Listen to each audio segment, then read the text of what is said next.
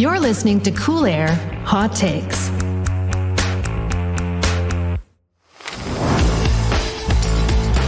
Welcome to Cool Air Hot Takes, where every 2 weeks we talk about anything and everything from the world of buildings, HVAC, and energy. If you've been listening to the first 2 episodes, then you know exactly what we're all about. But if this is your first time, we're happy to have you, and welcome to the show. We are your hosts. I'm Charlie Jelen. This guy next to me is Dan Gentry, and we're both engineers, and we've both been in and around the commercial building systems for better part of 2 decades. Which means we've got some pretty hot takes. Speaking of, Charlie, what is your hot take this week? No banter, no friendly banter today. Getting right to it. I like it. We got work to do. Okay. I came with a hot take today. I had this one planned out. And it has nothing to do with our work. It has nothing to do with anything in the world of buildings. So we're having fun. I'm very passionate about it. Pop-in culture. Pop-in culture. Okay, that's a hot take. I think the world needs more pop-in culture. I think we need to grow the percentage of pop-in culture out there. So pop-in culture, so you're living in a community, you got friends all over the place, and you just show up. You pop in. You don't have to have an intention of staying for hours. You don't text, you don't call. Nope, you pop in. You have a drink, as our British producer would say, have a tinny. Tinny. Right? You just hang out for a little bit. Do you have to bring anything when you show up? You absolutely can. It probably enhances the pop-in if you bring a little bit, but no, there's no expectation here. You just show up. I grew up in pop-in culture. Uncle Jimmy, Aunt Kayla, we'd pop into their house all the time. Cousins, friends, we grew up with it. I still love it. The problem I have now is my wife is not a big fan of pop-in culture. Oh, no, okay. No, she needs the 15, 20-minute, half-hour warning. Got to prepare. Got to, do whatever, pull herself together, get the house cleaned up a little bit. But I feel like that's the part. If you've fully adopted the pop-in culture, you know to expect dishes in the sink, ketchup on the counter, whatever. Floor's not vacuumed. Floor's definitely not vacuumed. Well, another thing too, if you like the pop-in culture, you have to be prepared for a pop-in. Yeah. Meaning you need to have some sort of a cocktail available at all times. At least a beer, because you don't want to be empty-handed when the pop-in occurs. Yeah, and some sparkling water for those who don't partake. Yeah. And there you go. You got a hot take for today? I think that's the take. That's the take? So good. That's so good. All right, listener, we got a heck of a show lined up for you. And this guy next to me is wearing some Pit Vipers today, and he is putting the vibe out. Chief Vibes Officer is, I believe, the nomenclature there. All right, Mr. CVO. Here's what we got lined up for the day. All right. Today, we got, of course, HVAC headlines. We have Ray Reiling from Tradewater. Tradewater is a company that actually destroys refrigerant. So we're going to dig into that and see why people do that. One of our segments is going to be called RefrigeRANT, which if you kind of understood by the rant part, we're going to have a little twist on that. That should be pretty fun. And then, of course, we're going to wrap it up, as we always do, with the stat of the day. Stat of the day. Stat of the day. All right. Here's your HVAC headlines.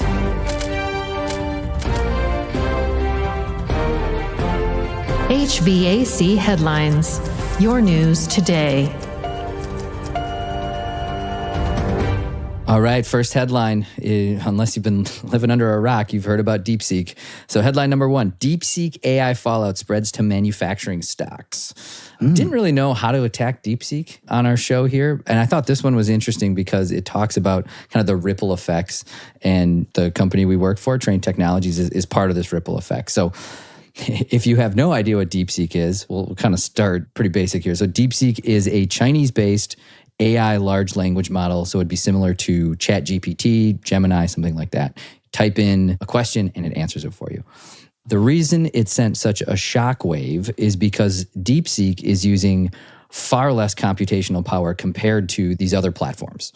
And the reason that is such a big deal is because China does not have access to generically called advanced microchips from companies like NVIDIA. These are super high density, high processing chips that we do not export to them. And so if you're following the logic here, there is potentially a way to do these AI large language models with a fraction of the data. So if you think You about still need data centers, right? it was still, well, so that's the projection though, right? Is if you look out 5 to 10 years and you think about all the investments that are going into these companies that are building data centers, now all of a sudden, like, well, AI needs 1/100th, 1/10th of the computing power. What does that do for the future outlook? So the ripples are still happening. The ripples are still happening. So it started with NVIDIA. NVIDIA was the big one because they're the ones that are creating these high density, these advanced microchips. They took the single largest day market cap hit at $560 billion. Not a good day. Not good. Listener, Dan's Yikes. wearing a pair of Raptor sunglasses, and that came across. I felt that one. Yeah, not a good day. But beyond that, okay, so the ripple effect out is basically for everything that goes into a data center. So electrical component suppliers like TE Connectivity, generators like Generac, cooling equipment like Trane Technologies, switchgear like Eaton. You even can go all the way down or all the way up, depending on which way you're looking at this, to the companies that produce electricity. Because if you think of this, data centers, their big incoming flow is power, right? It's electricity, data out, power in. And so even companies like Constellation that own generating assets like nuclear power plants and natural gas power plants, they're taking a hit because of the potential impact that this has. This is pretty crazy. Yeah. Did you ever think an app was going to like cause all this ruckus? That was not on my bingo card. No. There you go. Headline number 1. All right. What's number 2? Number 2. This is a good one. St. Louis man sentenced to 14 months for refrigerant-based fraud scheme. 14 months. 14 months in jail. I mean, that's like hard time for a guy like me. It's hard. That's hard time. I mean, wow. So What this did is this guy from do? So this is from KTTN local news in St. Louis. So the setup that this guy had going was he was going to make money by buying a bunch of refrigerant in bulk and reselling it to contractors. Totally fine. That's what people do all the time. Okay. He was targeting this market of R22. So R22 is an older refrigerant that we were using. It was getting phased out. So the supply was going down. Therefore, the demand and the price of it was going to tail up. Some call it the dream fluid. Sure. Yep. And so that was what his business was set up to do, is buy in bulk. The price of R22 is going to go up. We're all going to make money. Unfortunately, it was a R22 Ponzi scheme. So he was repaying early investors into the business with money obtained from new investors, all while diverting the funds to his own personal expenses. So in case anybody is thinking they want to get into a Ponzi scheme around refrigerant, it's already been done. There you go, man. That's funny. All right. Up next, we have Ray Reiling from Tradewater. He'll be joining us to talk about refrigerants, what it is, why we destroy it, and what is Ray's RefrigeRANT. Don't go anywhere.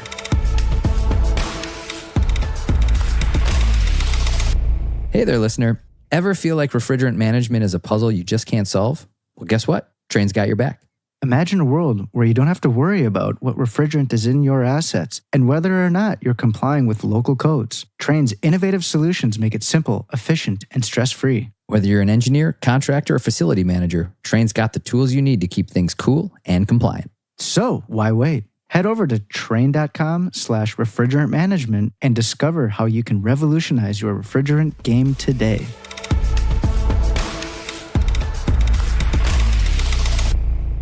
Ray Reiling, welcome to the show. Thank you for spending a few minutes with us today. Yeah, it's my pleasure. Thanks for having me, guys. Absolutely. Well, before we get into Tradewater and you and what you do, we need to give the listener a little bit of background of who you are and who we're talking to today. And so, listener, we have with us a family man of family man. He has 2 young kids. He loves camping. He has a small garden, which you and Dan are going to have to trade some tips about. He started a storage unit business with his college buddies called My Box. He's a New York Yankees fan. We will not hold that against him.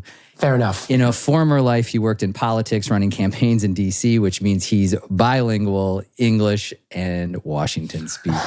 Ladies and gentlemen, Ray Reiling. Thank you, Charlie. I think on the garden sense, I feel like I'm a little like Thomas Edison. I've discovered a million ways not to run a garden, so I'm happy to share those with Dan. What's hot right now? What's going in the garden? Well, it's cold here. I'm in Virginia, just outside D.C. It's cold, and I don't have the fortitude to do cold weather crops. But I'll get some tomato seedlings in Probably soon, probably next month, and get those going and move them outside once it gets warm here. There you go. What do? Salsa? Bloody Mary mix? You know what I did? I did jalapenos last year. My wife really likes spicy margaritas. So I did jalapenos last year to put in spicy margaritas. The tomatoes I generally just slice up and put on a sandwich. There you go. Okay. Yeah. Dan's got like a plethora. He's got a cornucopia of produce coming out of his. I love gardening. I got into sunflowers last year, and I made sunflower seeds, and I am definitely doing that again. Were they hard? How was it growing sunflowers? It's super easy. Just throw them in the ground, and they grew. If I can do it, I think that's my kind of gardening. That's my kind of gardening. Yeah, I did cut a couple down because there were too many actually took root, so worked out. That's nice. Then you can bring them inside and put them on the table or something. There you go. That's perfect. All right, sunflowers. I'm going to put that one away. There you go. It's fun. All right, Ray, the name of the show is Cool Air, Hot Takes, and the name of the episode is called RefrigeRANTS. I could rant about refrigerant all day. All right, and so we ask every person that comes on the show, and this could be personal life, this could be professional, wherever you want to take it. What's your hot take? What is your refrigerant for the episode? Okay, refrigerants. So, as you know, Tradewater, we destroy end-of-life legacy refrigerants. More just hot take's a little hot, so I'm going to put it out there as curious to see what your all's feedback is. My hot take is that we should be destroying HFC refrigerants. Right now, the only refrigerants that we destroy, as a matter of course, are CFCs and HCFCs, so the older stuff. HFCs are the generation that's currently being phased down, and I think we need to start destroying them, their end-of-life HFC material now. Is that too hot? What do you guys think? That's I will say it's like a B-side hot track. Okay. But it's good. So give us a little bit. We're gonna zoom way out here in a little bit. Yeah. But why is it so controversial in the industry to go after and destroy HFCs today? So, great question. The reasons that CFCs and HCFCs, the older refrigerants, are eligible for destruction is because they're no longer being produced. So there's no worry that destruction downstream will incentivize more production upstream and create carbon leakage effectively. HFCs are the generation of refrigerants that are being phased out as we speak. So they're still being produced now. So it's controversial because there is some of the opinion that destruction downstream will incentivize more production upstream. I'm not quite sure I buy that. What would be the benefit of destroying refrigerant that we're still producing? The benefit is there's so much of it still around, right? Okay. By some estimates, HFCs account for 100 billion metric tons of emissions per year. So there's a lot of it sloshing around out there in the market. That's one. 100 billion metric tons. Say that again. 800 billion metric tons, excuse me. 800 billion. My second point is, by all accounts, the big chemical companies are just producing to their production quota per year without any regard for downstream signals. So they're just making as much refrigerant as the government will allow them, come hell or high water, regardless of what's happening downstream. But the real point is that if we don't get ahead of the curve on destruction, we're going to end up with HFC material sitting around and leaking for decades after it's needed, which is what we're seeing with CFCs. So if we go the same course with HFCs, this material is just going to sit around in rusty, leaky old cylinders for the next decades, well after people have retired the systems. And so I think we should get ahead of that curve. Got it. Got it. So let's zoom back out. We took your hot take and we went down a hole there. Let's get back out here. You mentioned it a little bit, but give us a little bit of background. What is Tradewater? What are you guys doing in the building sector? Sure. So Tradewater we're a carbon offset project developer that focuses on the destruction of legacy refrigerants. So we collect and destroy end-of-life refrigerants. And for that, we are issued carbon offset credits by the offset registries. So our big theory is that refrigerants at the end of life should be destroyed. They have a tremendous global warming potential. R12, which is one of the older CFCs that we work with, is 10,000 times more potent greenhouse gas than carbon dioxide. And there's currently no provision for the end of life for these gases. You're not allowed to intentionally vent them. But other than that, for the most part, they just sit around in old canisters until the canisters rust out and leak through. So Tradewater's on a mission to collect those refrigerants, see that they're safely destroyed, and in the process of that, we generate carbon offset credits. Yeah, so that brings up a question, is when you destroy them, it's clearly not for free in terms of energy and how you're doing it. So can you talk a little bit about how you're physically destroying these things and what actually goes into them in terms of energy and the emissions associated with it? Like, so if you put in 1 unit of refrigerant, do you create 100% return in terms of the offset, or is there a little bit of a derate because you have other energy that goes into the process? So the methodologies that we operate under, they include a reduction for emissions associated with the project. So that takes into account the emissions it takes to ship the refrigerants to our warehouse in Chicago. It takes into account the emissions to ship the refrigerants from our warehouse to a destruction facility, and then for the energy that goes into the destruction facility as well. Because, like I said, we incinerate the refrigerants. There's a couple different processes that we do, but functionally they're burned to a super high temperature where the molecules decompose. What we find is the emissions reduction factor is relatively small. One of the projects you and I did recently, I don't know the exact numbers, but I think we destroyed 170 tons of CO2e from the destruction of R22 from one of the facilities we worked on. Tradewater was granted 165 carbon offsets for that work. So we took a haircut of about 5 tons of CO2e to account for the project emissions. We find that number is relatively small because the potency of this material is so high. Right, 1 pound of R12, CFC12, R12, one of the nastier gases, is equivalent to burning about 480 gallons of gasoline. So we could drive a lot of refrigerant around the country for the effect of a single pound of R12. Is the process to destroy these refrigerants the same for all of them? And is that generally the way that it's done in the industry, or are there different ways it can be done? I think the short answer is, for the most part, they're all incinerated. As far as I'm aware, incineration's the only way to destroy them. So it's heat them up to a really hot temperature, or is that like combust them? I think it's heat them up to really hot temperatures such that they combust. Yeah. I have maybe actually talked with you all Trane about this, Charlie. There may be some way to use some chemicals like R22 as feedstocks into different industrial processes such that they're transformed to create a different polymer. Yep. I was a very poor chemistry student, so please don't push too harder on this. I was too. I was going to ask that question, though, if there's certain refrigerants that can be repurposed, and it does sound like there are some that can be reused in a different way or chemically changed. That's correct. A lot of refrigerants are feedstocks for other industrial processes. So you can turn R114 into R116. I think the rub, and again, poor chemistry student, I think the rub here is that oftentimes those processes create a chemical with an even higher global warming potential, and it's relatively rare that they create a new compound that has less global warming potential. But I think it is the case in some instances. R22, for example, my understanding can be used to make some sort of polymer that has low global warming potential. But refrigerants are a feedstock for a lot of industrial policies, in addition to being used in cooling equipment. Cool. So after a piece of equipment comes to end of life, step one is reclaim the refrigerant instead of vent it. After you reclaim the refrigerant, what are the options that you can do with the refrigerant? Because we're talking about destruction so far, but what are the other options that go in, and why is one of these avenues better than the other?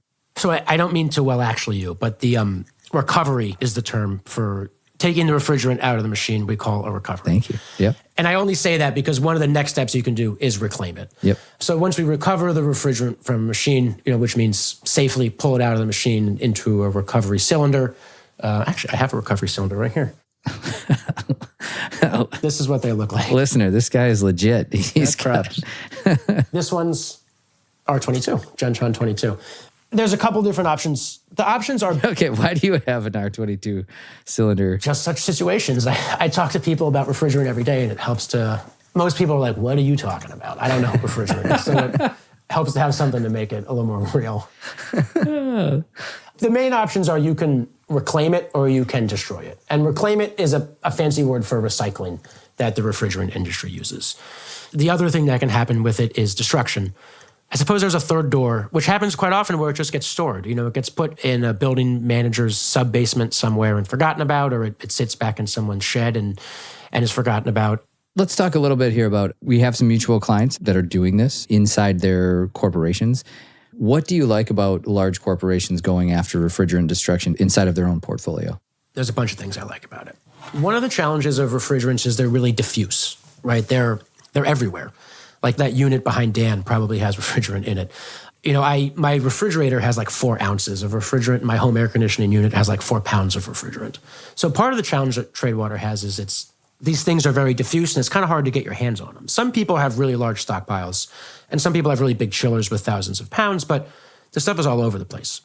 So by working with large companies with large physical footprints, it's a way for us to organize the material, and to systematically collect it. 2, it's a great way to raise awareness about it. Everybody knows about cooling equipment, but it's much less well known how potent these greenhouse gases are. And so large companies working on it, I think, raises awareness and helps the general public become more proactive about it. And the third thing, something I find very interesting, is some mutual clients we've worked with. Trane does a turnkey HVAC work for them to replace a system. The recovered refrigerant is sent to Tradewater. We destroy it. And then what we do is we return to this client the offset credits that are generated from that work. And so it's a way for the customer to source offsets from material that is in their own value chain. So back to our question about the integrity of carbon markets and, is this all fugazi? I think sourcing offsets from material in your own value chain is a way to a high degree of fidelity to the own work that you do. So it's not a forestry project halfway around the world. And don't get me wrong, forestry projects are important, but it's about as close of an offset as you can get, I think, to work that your own company is doing. And I needed to see a little bit more Matthew McConaughey in that fugazi. Give me another opportunity to say it. I'll work it in next time. All right, now looking to the future, what recommendations do you have for designers, building manager, technicians, people that are designing in the space or handling refrigerant? What are your recommendations as they think about refrigerant right now? So I think there's a couple of things we can be thinking about. And actually, Charlie, this is one I'd love to hear your thoughts on too, because I feel like this is your wheelhouse. No, I asked the questions. Go ahead. There's some really exciting low GWP cooling systems coming online, right? Mm-hmm. Whether they're HFO systems or natural refrigerants like CO2 or ammonia or propane. Mm-hmm. So I would encourage anyone in the space to, whenever possible, look at low GWP options. Also allows you to transition away from HFCs, which, as we discussed, rather onerous reporting requirements. And a great way to get out of those onerous reporting requirements is to an upgrade to a low GWP system. So I think that's one. Number 2 is have really strong life cycle refrigerant management practices. So make sure that only certified technicians are working on your machines. Wherever possible, do leak control systems so you can understand if your systems are leaking and if so, by how much. And then whenever you work on these things, make sure the material is recovered safely. And there's no, God forbid, there's intentional venting, but also certainly no unintentional venting. And then lastly, the material should be destroyed when it comes out of the machine. If not, it's just going to get put back into someone else's old leaky equipment and vent that into the atmosphere. But if you capture this material and you have an opportunity to control it, you should see that it's destroyed, because the only place it's going otherwise is into the atmosphere. So just do the right thing. Yeah, that's right. It's not that hard. What was it? I was waiting for a question. I would love to hear your take on low GWP options. I feel like I know just a little bit about it, but that's really exciting, and how we'll bend the curve on refrigerant emissions is transitioning to systems that run on low or ultra low GWP material. Yeah, it's a changing space rapidly, and we used to have 2 refrigerants for all the products, from smallest residential to the largest centrifugal, commercial-wise, industrial. 2 refrigerants, whole thing. Now we have 15 refrigerants across the whole span. And they're some that are kind of niche based on the application. And so they're increasing. Some of that is application based. And so we need more refrigerants to handle the different applications.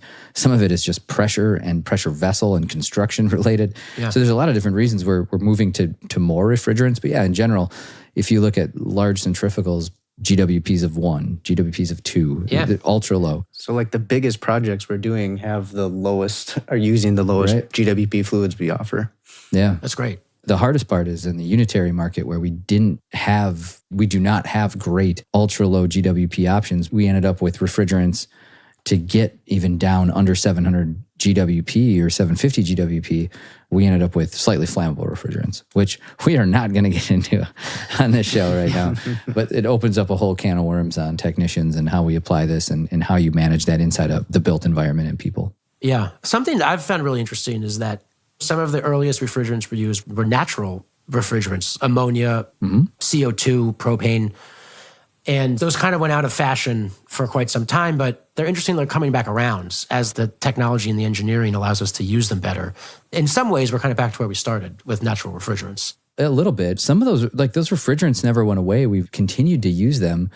The reason that we moved away from them is still the reason that we don't use them at scale, which is a lot of safety-related concerns. Like ammonia is flammable, toxic, corrosive, which is why we still see a lot of ammonia plants, but the ammonia is in industrial plants where there's not a lot of people associated with it. Not a lot of people are looking to apply ammonia in large equipment where people are heavily densely populated around it. Same thing with propane is super efficient, can be super efficient, but explosive.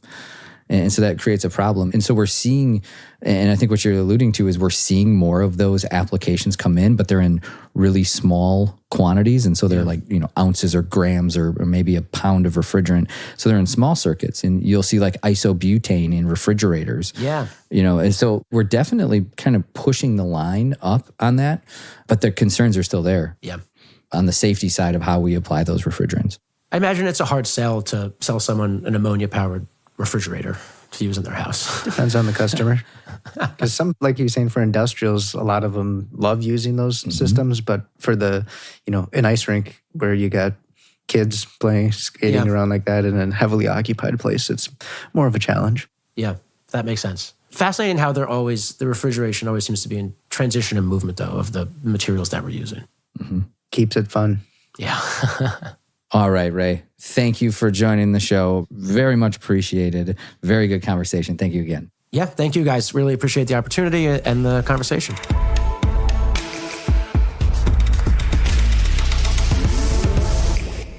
Are you ready to elevate your building design and analysis process? Introducing Trace 3D Plus from Trane. Well, listener, Trace 3D Plus delivers faster, more accurate results through an intuitive workflow that aligns perfectly with today's building processes. With Trace 3D Plus version 7, you'll find improved functionality, more system configurations, and outputs designed to support your business efforts. And version 7 also includes enhanced data visualizer upgrades, making it easier than ever to analyze and compare your designs. Trace 3D Plus, making your job easier, your design smarter, and your buildings more sustainable. Visit Trane.com to get started today. All right, listener, in this episode, we've talked all about refrigerants, and now it's time for your refrigerants. We heard Ray's, and we've asked you to send your rants to coolair.hottakes@trane.com, and here's a curated list of some of the best. So, for our first rant, coming in from Trevor J. in Dallas, Texas. Thank you, Trevor. Friend of the show. Friend of the show, big time. Why do we even have refrigerants? Can we just get rid of them already? That was a good Trevor rant there. Thank you. Generally, we use vapor compression, which is how we move BTUs from a source to a sink, and we use refrigerants. I think people get bent around the axle. When they think of refrigerant, they think of like a chemical, or like a 514A, 1233ZD, 1234ZE. They think of these refrigerants that we use today, but I would generically call a refrigerant a working fluid. I like it. Right? Working fluid. Like it's something that just moves BTUs around the circuit. So we need refrigerants. So I don't think we can get rid of them unless we move to a totally new technology, not like totally away from vapor compression. So we can use, we don't need to use the tradition. I mean, water could be a refrigerant. Totally, absolutely. It won't be very efficient. But so we need to use them for now until technology changes. But that's right. Okay. Sorry, Trevor. Good question. Next rant from Randy S. in Chicago, Illinois. He writes in, I have a refrigerant. Can we please go back to R22? What's wrong with R22? Lots of exclamation marks and question marks in there. Oh, Randy, we love you. That's a good rant. And a lot of people love R22. Yeah, R22 was used for a long time. R22 was used like 50s maybe-ish up until the 90s. I think it finally got phased out 2020.